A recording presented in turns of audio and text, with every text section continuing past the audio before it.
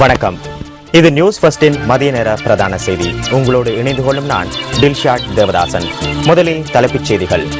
குர்ராம் ஷேக் கொலை தொடர்பில் தங்காளி பிரதேச சபையின் தலைவராக செயற்பட்ட சம்பத் விதான பத்திரன உட்பட 4 பேருக்கு 20 வருட கடூழிய சிறை தண்டனை. யுக்ரைனில் மலேசிய விமானம் சுட்டு வீழ்த்தப்பட்டமை தொடர்பில் தீவிர விசாரணை நடத்தப்பட வேண்டும் மலேசிய பிரதமர் தெரிவிப்பு. காத்தான்குடி கல்லடி பாலத்திற்கடியில் நீரில் மிதந்த நிலையில் ஆணின் சடலம் கண்டெடுப்பு. இனி விரிவான செய்திகள். பிரித்தானிய பிரஜையான குர்ராம் ஷேக் கொலை தொடர்பில் நீதிமன்றத்தினால் குற்றவாளிகளாக காணப்பட்ட தங்காளி பிரதேச சபையின் தலைவராக செயற்பட்ட சம்பத் விதான பத்திரன உட்பட 4 பேருக்கு கொழும்பு மேல் நீதிமன்றம் இன்று 20 வருட கடூழிய சிறை தண்டனை விதித்துள்ளது. கொழும்பு மேல் நீதிமன்ற நீதிபதி ரோஹினி வல்கம குற்றவாளிகளுக்கு தண்டனையை அறிவித்தார்.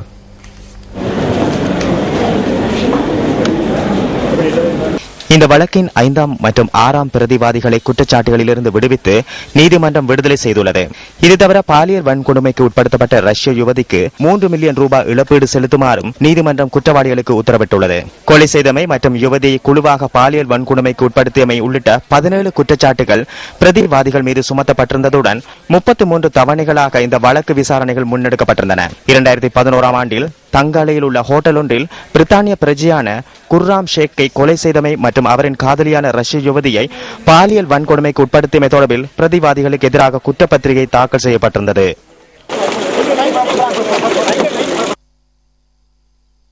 தங்காலியில் உள்ள ஹோட்டல் ஒன்றில் 2011ஆம் ஆண்டு டிசம்பர் மாதம் 24ஆம் தேதி பிரித்தானிய பிரஜையான குர்ராம் ஷேக் கொலை செய்யப்பட்டு அவரது காதலியான ரஷ்ய யுவதிக்கு காயம் ஏற்படுத்திய சம்பவம் தொடர்பில் தங்காலி பிரதேச சபை தலைவரும் மற்றும் ஒருவரும் 2011ஆம் ஆண்டு டிசம்பர் மாதம் 26ஆம் தேதி கைது செய்யப்பட்டனர்.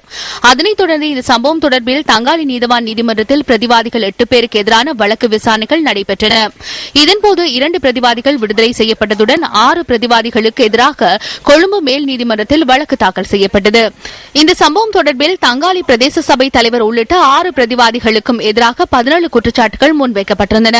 விளக்க மறியலில் வைக்கப்பட்டிருந்த தங்காலி பிரதேச சபை தலைவர் உள்ளிட்ட 6 பேர் 2013ஆம் ஆண்டு நவம்பர் மாதம் 22ஆம் தேதி கொழும்பு மேல் நீதிமன்ற நீதிபதி குமுதினி விக்ரமசிங்கவினால் பிணையில் விடுவிக்கப்பட்டனர்.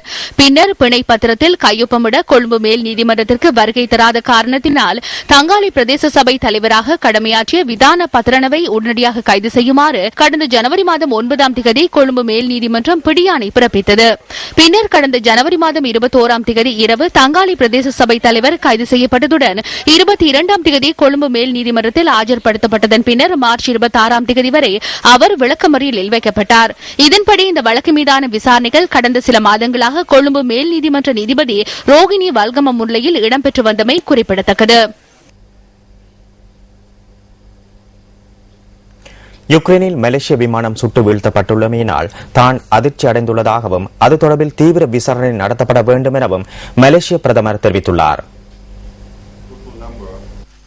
இந்த விபத்து குறித்து கருத்து தெரிவித்த மலேசிய பிரதமர் நஜீப் ரசாக் துயரமாக ஆரம்பித்த இந்த வருடத்தில் மற்றொரு துயரமான சம்பவம் இடம்பெற்றுள்ளதாக தெரிவித்துள்ளார். மேலும் விபத்து குறித்து எவ்வித தடங்களும் இன்றி விசாரணைகள் இடம்பெற வேண்டும் எனவும் அவர் உத்தரவிட்டுள்ளார். ரஷ்யாவின் எல்லைப்பகுதியில் தீவிரவாதிகளினால் சுட்டு வீழ்த்தப்பட்டுள்ள விமானத்தில் 298 பேர் பயணித்துள்ளமை தெரியவந்துள்ளது. யுக்ரைன் மற்றும் ரஷ்யா ஆகிய இரு தரப்பினரும் விமானம் சுட்டு வீழ்த்தப்பட்டமை தொடர்பில் குற்றம் சாட்டி வருகின்றனர். MH17 எனும் போயிங் 777 ரக மலேசிய விமானம் ஆம்ஸ்டர்டாமில் இருந்து கோலாலம்பூர் நோக்கி பயணித்துக் கொண்டிருந்தது. மலேசிய விமான சேவைக்கு இந்த வருடத்தில் ஏற்பட்ட 2வது துன்பவியல் சம்பவமாக இது அமைந்துள்ளது. கடந்த மார்ச் மாதம் MH370 எனும் மலேசிய விமானம் மலேசியாவில் இருந்து சீனா நோக்கி சென்ற வேளையில் மாயமானதுடன் அது இன்னும் கண்டுபிடிக்கப்படாத நிலையில் இவ்வாறான மற்றொரு சம்பவம் இடம்பெற்றுள்ளது.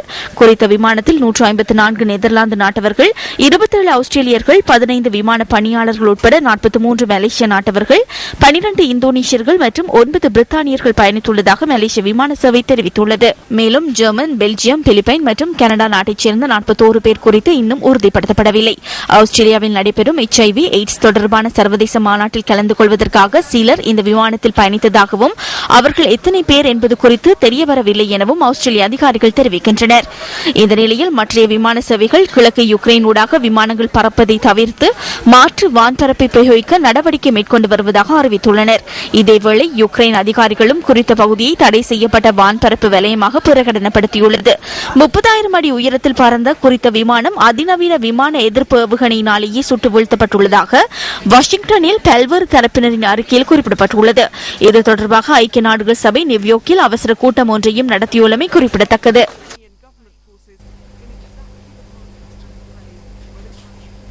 ரஷ்ய புலனாய்வு பிரிவின் அதிகாரிகள் இருவருக்கு இடையிலும் கிளர்ச்சியாளர்களுக்கும் இடையில் நடைபெற்ற கலந்துரையாடல்கள் அடுத்து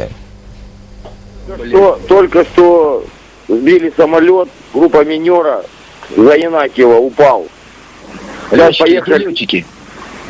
Поехали искать и фотографировать сбитый самолет. Дымится... 30 минут назад где-то. Да, майор. Значит, самолет рассыпался в воздухе в районе шахты Петропавловской. Первый 200-й. Нашли первого 200-го. Была женщина. Да, гражданский. Да, Саша. Ну что у вас там? Короче, стопудово гражданский борт. Понятно. А этот, как и, народу много там? Это пиздец. В обломки прямо во дворы падали тут. Вот так вот. Борт какой? Да я еще пока не разобрался, потому что я не был возле основной части. Я только вот смотрю там, где начали первые тела падать. Там остатки внутренних кронштейнов, кресла, тела. Понятно. Вот так. Из вооружения есть что-нибудь? И вообще ничего. Гражданские вещи, медицинские ошметки, там полотенце такое, туалетная бумага. Документы есть? Да. Индонезийского студента есть. Из университета Томпсона, По самолету, сбитым в районе Снежного Тереза. Ну? Это оказался пассажирский. Упал в районе Грабова. Там море трупов, женщины, дети. Сейчас казаки там смотрят это все дело. По телевизору передают вроде бы как этот Ан-26 украинский транспортник. Но, говорят, написано на нем малазийские авиалинии. И что он делал на территории Украины? Ну, значит, завозили шпионов, не знаю. Понял. Не будет так, сейчас война идет, блядь. மலேசிய விமானம் யுக்ரைனில் சுடப்பட்டு வீழ்த்தப்பட்டமை தொடர்பில் நியாயம் கிடைக்க வேண்டும் என மலேசியாவின் பிரதமர் நஜீப் ரசாக் தெரிவித்துள்ளார். மேலும் இந்த சம்பவம் தொடர்பில் பல்வேறு நாட்டு தலைவர்களும் கருத்து தெரிவித்துள்ளனர். Malaysia Airlines has confirmed that the aircraft did not make a distress call. The flight was carrying a total number of 295 people. மலேசிய விமானம் சுட்டு வீழ்த்தப்பட்டதை மலேசிய விமான சேவைகள் நிறுவனம் உறுதிப்படுத்தியுள்ளது. குறித்த விமானத்தில் 280 பயணிகள் மற்றும் 15 விமான பணியாளர்கள் அடங்கலாக 295 பேர் பயணித்துள்ளனர். இந்த இழப்பினை மலேசியாவினால் கணிப்பிட முடியாத நிலை ஏற்பட்டுள்ளது. இருந்தபோதும் என்ன நடந்தது என்பது தொடர்பில் நாம் தீவிர விசாரணைகளை நடத்துவோம். What happened to this flight? No stone will be left unturned. Obviously, the world is watching reports of a downed passenger jet near the Russia-Ukraine border, and it looks like it may be a terrible tragedy. மலேசிய விமானம் ஒன்று Russia மற்றும் Ukraine எல்லைக்கருகில் சுட்டு வீழ்த்தப்பட்டதாக வெளியான தகவல்களை அவதானித்து வருகின்றேன். இது ஒரு துன்பகரமான சம்பவமாக உள்ளது. குறித்த விமானத்தில் அமெரிக்க பிரஜைகள் இருந்தார்களா என்பதில் முக்கிய கவனம் செலுத்தப்பட்டுள்ளது. இந்த விடயம் தொடர்பில் விசாரணைகளை மேற்கொள்வதற்கு யுக்ரைனிற்கு உதவ தயாராக இருக்கின்றோம். இதன்போது உயிரிழந்தவர்களின் குடும்பத்தாருக்கு எமது அனுதாபங்களை தெரிவித்துக் கொள்கின்றோம். Well, it is a terrible crime. If this is the case, it is an unspeakable crime. And obviously, it reflects. இது ஒரு பயங்கரவாத சம்பவமாகும். ஏற்றுக்கொள்ளப்பட முடியாத தீவிரவாத செயல் இது.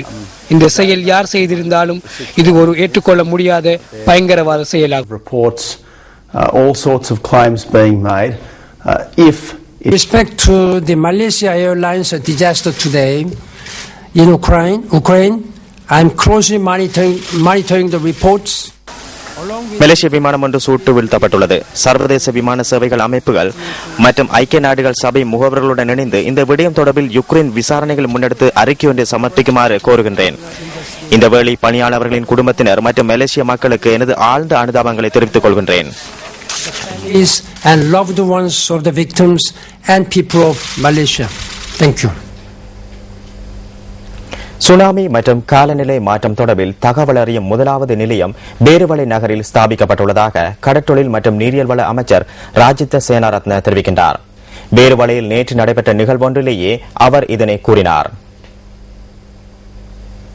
பேருவளை நகரில் ஸ்தாபிக்கப்பட்டுள்ள சமுத்திர மற்றும் கடற்றொழில் தகவல் நிலையம் மற்றும் மீன் விற்பனை நிலையத்தை திறந்து வைப்பதற்காக இந்த வைபவம் நடைபெற்றது.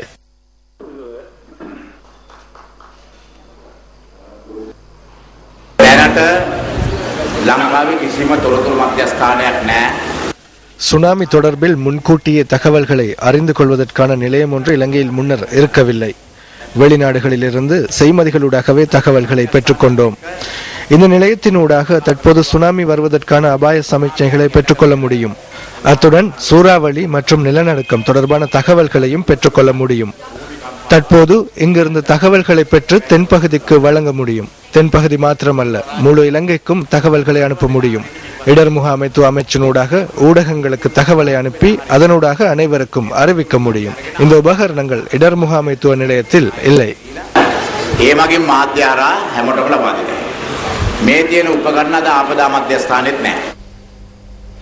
2014ஆம் ஆண்டு ஐக்கிய நாடுகளின் நாடுகளின் சுட்டன் அறிக்கை தொடர்பான ஊடகவியலாளர் சந்திப்பொன்று நேற்று நடைபெற்றது. தொலைத்தொடர்புகள் மற்றும் தகவல் தொழில்நுட்ப அமைச்சர் ரஞ்சித் சேம்பலாபிட்டிய தலைமையில் இந்த சந்திப்பு இடம்பெற்றது. විශේෂයෙන්ම 2003 සිට සමාජික රටවල් 193ක මහජන සේවාවන් 2003ஆம் ஆண்டு முதல் 193 உறுப்பு நாடுகளின் பொது சபை தொடர்பில் ஐக்கிய நாடுகள் ஸ்தாபனம் பாராட்டு தெரிவித்தது. எமது அரசாங்கத்தின் பல்வேறு நடவடிக்கைகள் தொடர்பில் பாராட்டுகளை தெரிவித்ததுடன் 2014ஆம் ஆண்டு பொது சேவைகளை முன்னெடுக்கும் நாடாக எம்மை பெயரிட்டுள்ளனர். எம்மை விட இந்தியா 44 இடங்கள் பின்னோக்கியுள்ளது. வேகமாக நாம் சிறந்த மட்டத்தை அடைந்துள்ளோம். அரசு சேவையில் தகவல் தொழில்நுட்பத்தை புகுத்தியதனூடாக இந்த காலப்பகுதியில் பொது சேவையின் மூலம் நாம் முன்னேற்றம் அடைந்துள்ளோம். ජනතා සේවය සැපීම සම්බන්ධව අපිට එන්න ලැබිලා තියෙන ප්‍රධානතම සාධකය තමයි තොරතුරු තාක්ෂණය රාජ්‍ය සේවාව සඳහා භාවිතා කිරීම.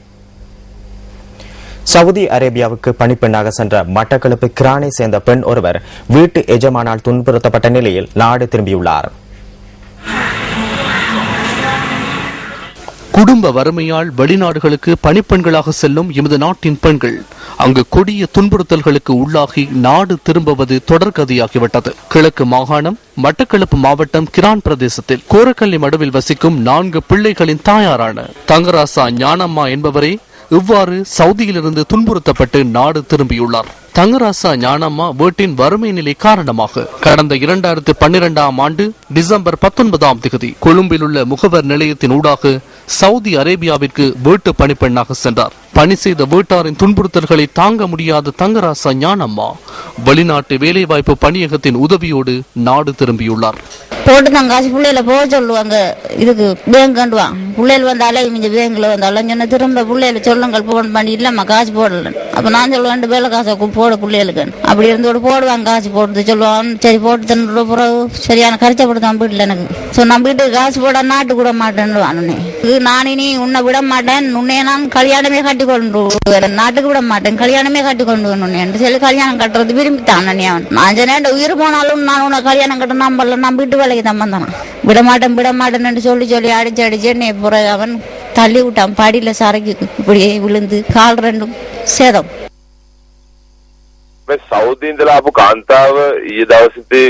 சவுதியிலிருந்து நேற்று நாட்டிற்கு வருகை தந்த பெண் ஒருவர் பணியகத்தின் ஆம்புலன்ஸ் மூலம் அவரது ஊர் வைத்தியசாலையில் அனுமதிக்கப்பட்டார்.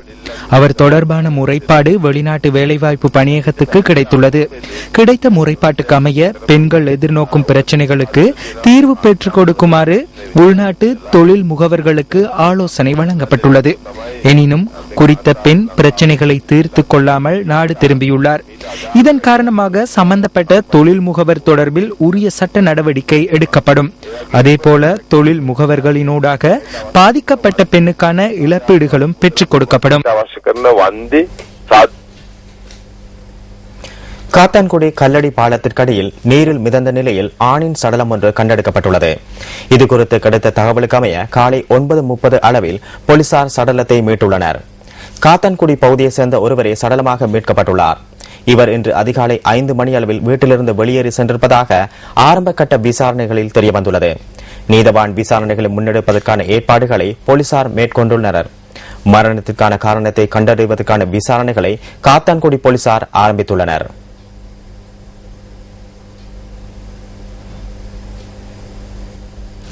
டெஸ்ட் கிரிக்கெட் இன்னிங்ஸில் தொடர்ச்சியாக அதிக அரை சதங்களை எட்டிய வீரர் என்ற சாதனையை நிலைநாட்டும் வாய்ப்பை குமார் சங்கக்காரா தவறவிட்டார். தென் ஆப்பிரிக்காவுக்கு எதிரான முதலாவது டெஸ்ட் போட்டியின் இன்றைய 3ஆம் நாளில் குமார் சங்கக்காரா 24 ஓட்டங்களுடன் ஆட்டமிழந்தார். இலங்கை மற்றும் தென்னாப்பிரிக்க அணிகளுக்கு இடையிலான முதலாவது டெஸ்ட் கிரிக்கெட் போட்டியின் 3ஆம் நாள் ஆட்டம் இன்று நடைபெறுகிறது. காலியில் நடைபெறும் இந்த போட்டியில் விக்கெட் இழப்பின்றி 30 ஓட்டங்களுடன் முதல் இன்னிங்ஸை தொடர்ந்துள்ள இலங்கை ஆரம்ப முதலை விக்கெட்டுகளை இழந்த வண்ணம் உள்ளது. ஆரம்ப துடுப்பாட்ட வீரர் கௌஷால் சில்வா 8 ஓட்டங்களுடன் ஆட்டமிழந்தார். 2007ஆம் ஆண்டுக்கு பின்னர் இலங்கை டெஸ்ட் அணியில் இடம்பெற்றுள்ள உப்புல் தரங்க தனது 4வது டெஸ்ட் அரைச்சதத்தை கடந்தார்.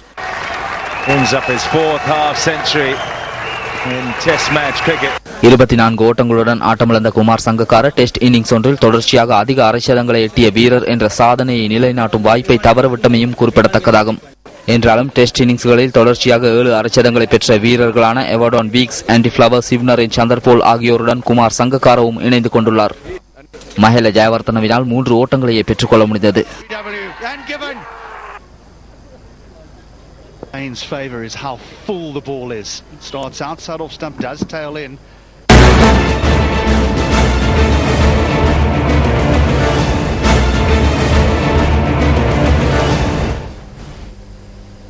சூப்பர் ஃபைட்டர் இலங்கையின் முதலாவது ரியாலிட்டி விளையாட்டு நிகழ்ச்சியாகும். இந்த குத்துச்சண்டை கோதாவில் சாம்பியன் பட்டம் வென்ற ஹொரண வித்யாரத்ன கல்வியற் கல்லூரியின் பானுக்க ஜெயம்பதி மற்றும் சந்தீப சமரசிங்க ஆகியோர் உற்சாக வரவேற்புடன் அவர்களின் கல்லூரிக்கு அழைத்து செல்லப்பட்டுள்ளனர்.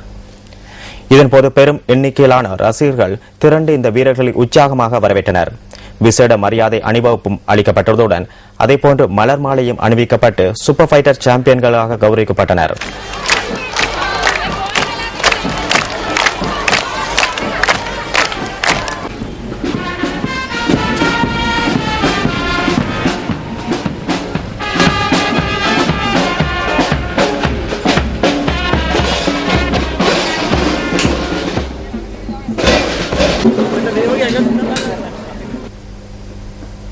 இத்துடன் நியூஸ் ஃபர்ஸ்டின் மதிய நேர பிரதான செய்தி நிறைவு பெறுகின்றது. நியூஸ் ஃபர்ஸ்டின் மணித்தியாளர் செய்தியை 2:25 எதிர்பாருங்கள்.